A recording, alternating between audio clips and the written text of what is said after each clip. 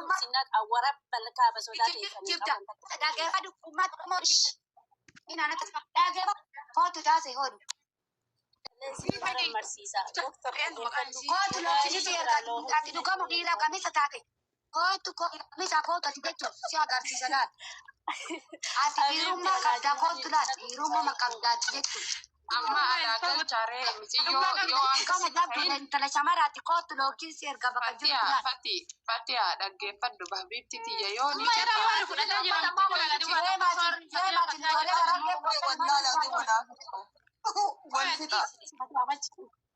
قال جاري ما نبيو يسون هي كبات سايبة ميري ولي تو كفار غادي ورد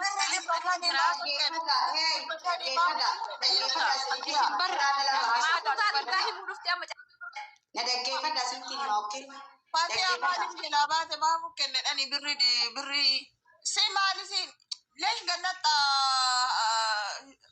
والله لازم ودي ترى سرافون شوفي جنتي eenyuun oduma wanni jaan kun dhugaa ta'eeru hundi isaaniitu jechuun hundi isaanii keessatti dhalaan imaaraatii keessa jirtan namaa buusaa isiniin jee hundi keessatti qaalaan keessa shintibeetii keessa ciisaa hawwi torbaan yoo firaa yaaftan wal beeyna hunda keessanuu isinii galee kana waan ta'eef namni harkeen jiru namni marammareen jiru okay namni waan adda addaatiif bisicitii garaagaraa keessa seenee miira keessa galuu hin danda'a isinii gala kanaafuu akka waan ofii keessanii qulqulluu takkatti dhalaan faan dhalaaraan haasa'ina okay ulfooytullee takkaa miti lamaa miti kudha takkaa ulfooytu garaasiitti baadhatti maaltu isin galchee maaltu isin naqee na odoo ajaa keessan of beeytanii keessattuu dhalaan imaaraat keessa wajji jirru akka isinitti ooltanii bultan wal beeyna dikkisin ooltanii bultan wal beeyin diqaalaan keessan akka shintibeetii keessa dhiqamaa jiru torbaatanii namoota wal beeynu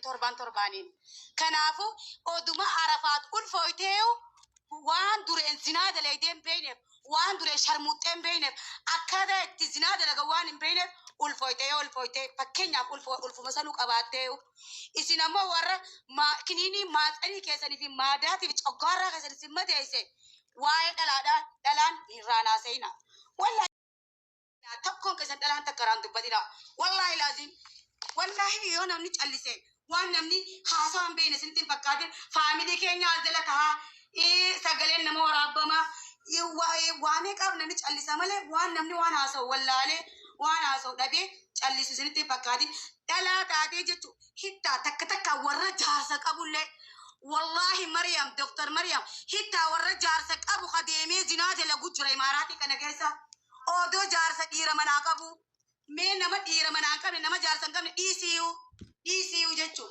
kanaafu oduma miciyyoo tana waan isiin taate irraa hin beekin rakkina isiin akkas taateef odoo hin beeyin akkanuma fidanii maqaa guddaa kana namarra kaayanii arasheen wallaahi rakkoodha keessattuu dhalaan dubbatina hay wallaahi maal jechuun Mabuza ya lupu mira kaisa fayyadi. Aku makasih nanti mijati dokter mal jatuh sana nanti mafu. Jati yo. Tapi isin.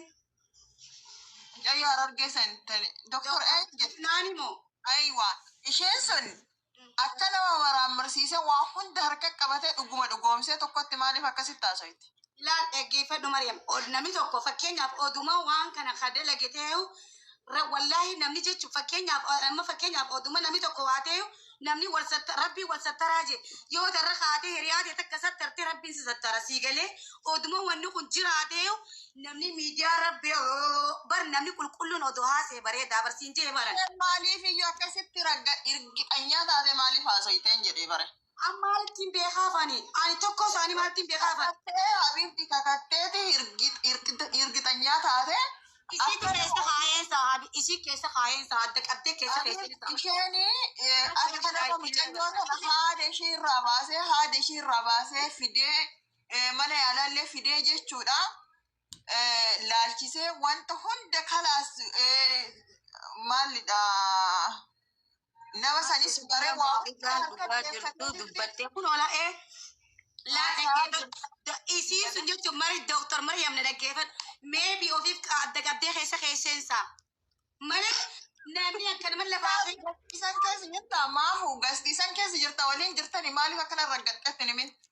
Si dura odoo tindifin dura wal fixaa turre Habibti ammuuti irraa qabadde an no half time an Habibti an kanneen wajjin an nu soachitin tin dalagaddaani namni gargaaru jiru an ififin dalagadhee kiraa manaaf raa kafa lagiseen kanneen wajjin yeroo gaddeebi'ee haasa'uun qabu an.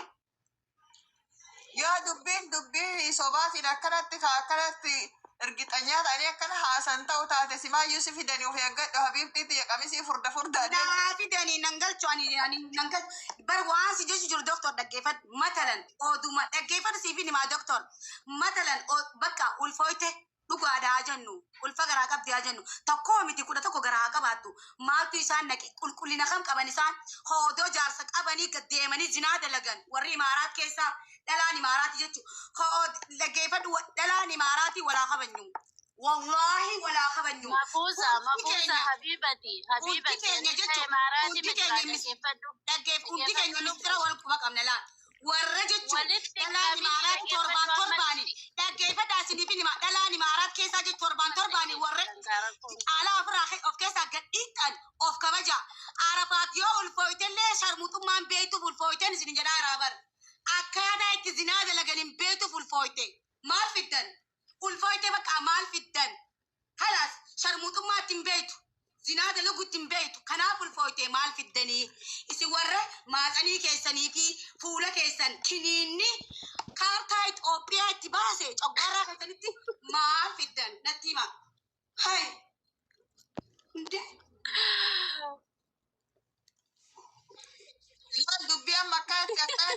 dubbii amma akkana haasa'ite sana sila Dr. Ifnaanii sanitti himuu turte.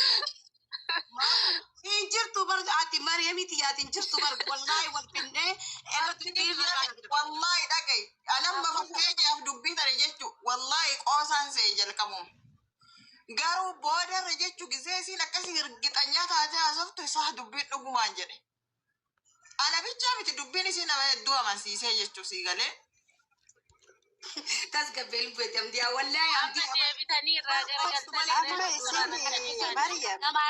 namni qulqulluun odoo nama waajee bareeda namni waan baay'ee haasa'uun gaarii miti beekta dura mee isimaytuu itti dhiyaadhu gaafadhu waan jiru mara achi booda dhaggeeffadhu lubbuuti dhaggeeffadhu aanan irratti sagalee qabdee jechuudha na dhukkubaa naan jette kootu mana hakimaa si geessaa naan jeen gaafa sargii ibrooti isinii galee mana hakimaa si geessa mana hakimaa dhaquu barbaadaminaan jiran okkee si geessaan jeen achumaan giseen ganama irribaa kee na yaadachiisanii irraanfadhaan jeeni achi sargii deeme sargii oolee dhufee guyyaa kaan deemi mana hakimaa si geessaannaan yaani jiraami nama bisichitiin itti jiru tokko dalagaa yoo siin taane faamiliin kee yoo dhukkubsate namni yaani ni bisacha haati si achi dhukkubsata isii dalagaarra hin jirtu dalagaan taa'aafi hin jiru namni bisichitii godhate isinii galee nama beeka kana nama waan akkanaa keessa dabreetu namaa hubata.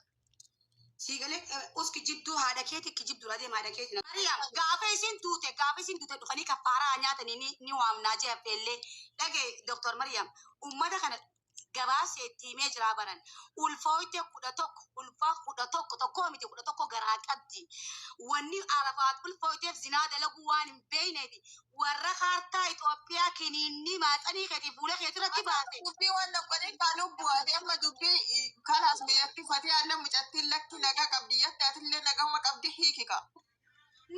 warra komentii dubbisee deebisaa fi jiraa baran yoo akkana jette ulfooyte jirti jettee himaarta baratu.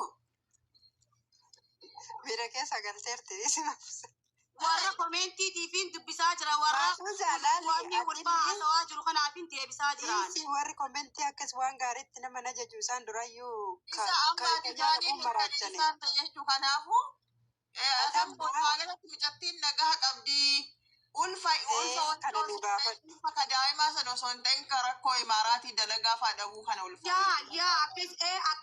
akkasiin nutti himattetti. Bakka isin ulfi kan isheen ulfoofta kana dhaman kan nama sanii miti limoo miti. Ila kun ulfaadha cinqatiin illee ulfatee doktor. Yaa wanti sun ka cinqati sun faa ulfi madaaba. No amma qalbii isaati wallahi ani garuu shokri ati takka ulfooyte hin beektu. Cakka.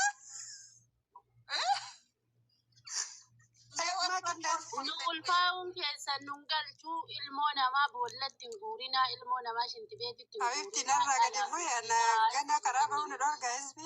Habibi. Dhalaa guddisa. Habibi. Bishaanitti hin naqinaa jennaan. Maamu na dhaggeeffadhu ulfa amma eenyu arfaatti ulfoofte kana paarsentii 75% ulfa kana qaba sii galee. Kanaafuu jechuudha mucattiin ulfa walii wallaalte warra hime santu ulfa walii wallaale sii galeere. Doktor Kanituyyuu afaan harkaa miliqeeti ulfa kana maaseete isheen. Akkasiin dhumuuti bara sii galaa tanaaf bar doktora taateetu ture nuyi.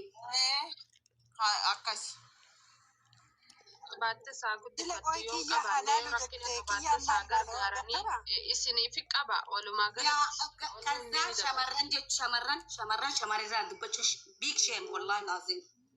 Wallahi bareedaa miti.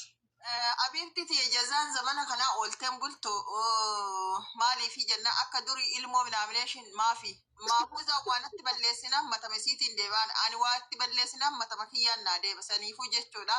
Rabbiin nama waan hin taane dubbatullee rabbiin hin godhini. Rabbiin nama ammoyyuu rakkina namaatitti salphina namaatitti gammadii. Maaliifi laaffisuuf hundaafu. Rabbiin oo haala. Ati Fatiha ammoo gaamaa dhiiraa Ati Fatiha ammoo jechuudha zahamaan godhini. Mucayyoo laal akkuma ofii kan keete hojjetattee jiraattu akka isheen Gaamaan maaliin isin hojjetatte. gaamaan dhiiraa maal isin dhiira nagarratti argite? Obsituu dheessi ati mucatti coggaarratti taasise. Ani obsituu wallahi obsituu dhagee yoo rakkataa barbaadeetu si rakkataa obsituu dheessi. Ati tibbiin haasa'e ati jechuun nama otoo rakkatte osoo arafaa rakkatte karaa ciiste nama shilingii takka harkaan bantaman. Abiibti nama hojjattee uummata ishii gargaaran kan haramaa wayii qabatedha. Nama dalagee kennaan abbaa arge. Ati jechuun ina baat ati dhuftee jechuun ati beekadu yoo rakkoo namaa sirra teettee bante malee yoo rakkinni akka ilmoo nama baastee beekte jechuun. Ana abbaa arge gargaara. Geeffadhu ma warra bara hayee olitti qabne gaayatti Doktor wanni mee ol baatanii harka akkas ma maal baatanii sirratti namni si dhaabbatu. Amma barjaran isin bartee warra ulfaa'uu danda'uuti. Yaa warri maasanii fayyaa qabu danda'a warra maasanii fayyaa danda'u. maal barbaada fayyaa Doktora bittiin haasa waa'ee doktorummaa maa callistaa?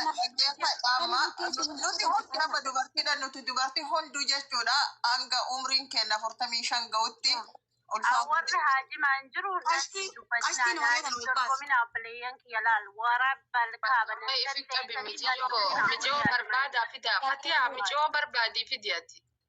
maaliif fidanii yoo aslan kanaas mijatteen ulfaa Yoon amma du'uurra jechuun lubbuu namaa du'uurra. Duraalee naqqaba rabbii keessan sodaadha.